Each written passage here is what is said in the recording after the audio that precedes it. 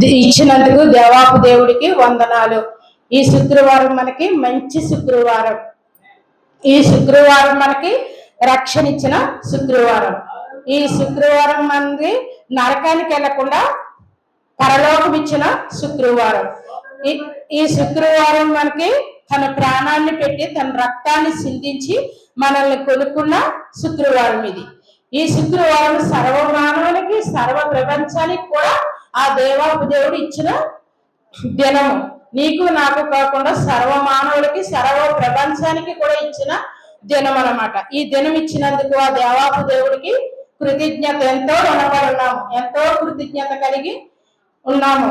ఆ దేవుడికి మనం ఎంతో రుణపడి ఉన్నాము. ఆయన తన కలవరి శిలువ పైన తన రక్తాన్ని చిందించి తన ప్రాణాన్ని పెట్టి ముళ్ళకి మనం చేసిన ప్రతి పాపముకు ప్రతి చూపు ద్వారా మాట ద్వారా నడవడి ద్వారా కూడా తన ప్రాణాన్ని పెట్టి తన రక్తాన్ని చిందించి మనల్ని పరిశుద్ధపరిచి తన మార్గంలో నడిపించిన రోజు. మనం వెళ్ళే మార్గము ఇరుకు మార్గము, మన గమ్యము పరలోకము.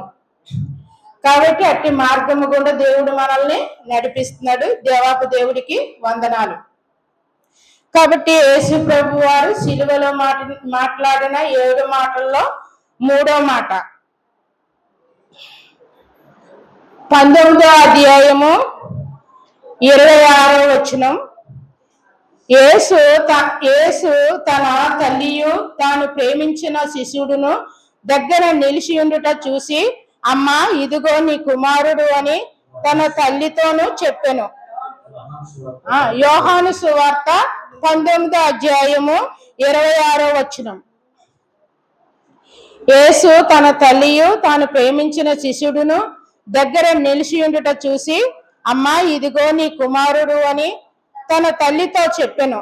తర్వాత శిశువుని చూసి, ఇదిగో నీ తల్లి అని చెప్పెను. ఆ గడియ నుండి ఆ శిశుడు ఆమెను తన ఇంట చేర్చుకునేను. మరి యేసు ప్రభు వారు కలవరి శిలువలో మన కొరకి తన తండ్రి లోకానికి పంపించిన ప్రణాళిక చొప్పున తన కలవరి శిలువలో తన ప్రాణాన్ని పెట్టి తన రక్తాన్ని చిందించి తను చనిపోయి 3వ దినం లేచి తండ్రి కుడిపార్శ్వం మీదకి వెళ్ళాలా, ఈ ఒక ప్రణాళిక నేను నెరవేర్చాలన్న తెలిసిన దేవుడు మరియ కడుపున పరిశుద్ధాత్మతో ఆయన జన్మించాడు. కాబట్టి మరియకు కుమారుడై యేసు ప్రభు వారు ఉన్నారు. కాబట్టి కుమారుడు తల్లి బాధ్యత ఎలా నెరవేర్చాలి, కుమారుడు లేని లోటు ఎలా తీర్చాలి తల్లికి అని దేవుడు ఏం చేశాడంటే, మరి తన ప్రియమైన శిశువుడు యోహాన్కి దగ్గరగా తల్లియు మరియయు శిశువుడిని దగ్గరగా ఉండడం చూసి శిశువుడు దగ్గర నిలిచి ఉండడం చూసి, అమ్మాయి ఇదిగో నీ కుమారుడు అని తన తల్లి బాధ్యతంతా ఆ శిశువుడికి యోహానికి అప్పగించాడు అనమాట.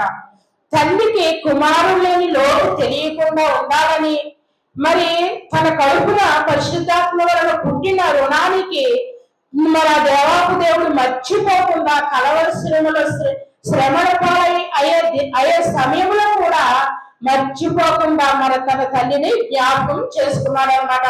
అయ్యో నేను ఈ ఒక ప్రణాళికను నెరవేర్చి దేవుడి దగ్గరికి వెళ్ళినప్పుడు నా తల్లి ఒంటరి కాకూడదు, నా తల్లి బాధ్యత అంతా ఒక కుమారుడికి అప్పగించాలి, కుమారుడు లేని లోటు తల్లికి తెలియకూడదు అని ఆ దేవాపు దేవుడు శ్రమలోని రక్తసిక్తమైన ఆ శ్రమలోని ఆ ముళ్ళ కిరీటంలోని మరి ఆ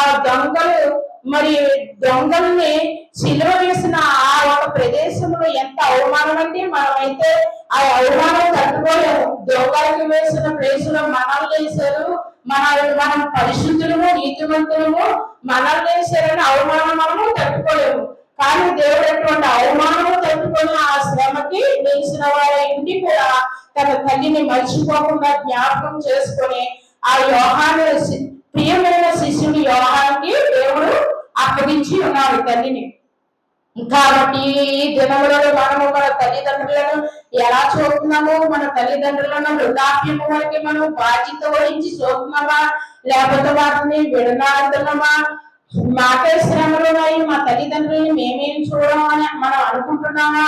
కానీ యేసు ప్రభు వారు శ్రమలలో కూడా తన జ్ఞాపకం చేసుకున్నారు, శ్రమల్లో కూడా తనకి బాధ్యతైన శిశువునికి అప్పగించారు అని ఆయన చూపిన మాదిరిని కూడా మనం జ్ఞాపకం చేసుకొని ఈ దినాలలో మనం తల్లిదండ్రులను చూడవలసిన బాధ్యత మనకు ఉంది. ఆ బాధ్యత దేవుడు అంటున్నాడు, నీ తల్లిదండ్రులను సన్మానించుము, అప్పుడు నువ్వు దీర్ఘాయుష్మంతుడిగా ఉండువు అని దేవాపు దేవుడు చెప్తున్నాడు. ఆ ఆజ్ఞ దేవాపు దేవుడు కూడా తన మాదిరితో పాటు ఆ ఆజ్ఞ రాసి ఉన్నారు.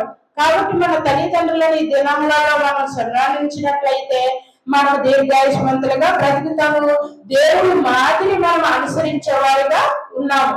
కాబట్టి దేవుడే మన తల్లిదండ్రులను ఎలా చూడాలో దేవుడు ఇక్కడ మాదిరికి చూపించి ఉన్నారు. కాబట్టి ఈ దినాలలో వృద్ధాప్యమంటూ మరి అనాథ శరణాలయాలు, లేకపోతే నువ్వు నెలచూడు అని మనము మాట్లాడుతుంటాం. కానీ వాళ్ళకి ఈ వృద్ధాప్యం పెట్టవలసింది ఆ వస్త్రము, ఆహారము, లేక ఏదైనా మందు తప్ప వాళ్ళ పాస్తులు ఏమీ కోరుకోరు. కాబట్టి అయ్యి కూడా పెట్టడానికి మనం ఎంతో ఇబ్బంది పడిపోతుంటాం. కానీ అలాగే ఇబ్బంది పడకుండా మనం క్రైస్తవులుగా, దేవుడి బిడ్డలుగా, దేవుడి మాదిరిలో నడిచేవారిగా వృద్ధాప్యమందు కూడా మరి తల్లిదండ్రులను చూడవలసిన అవసరం మనకు ఉంది.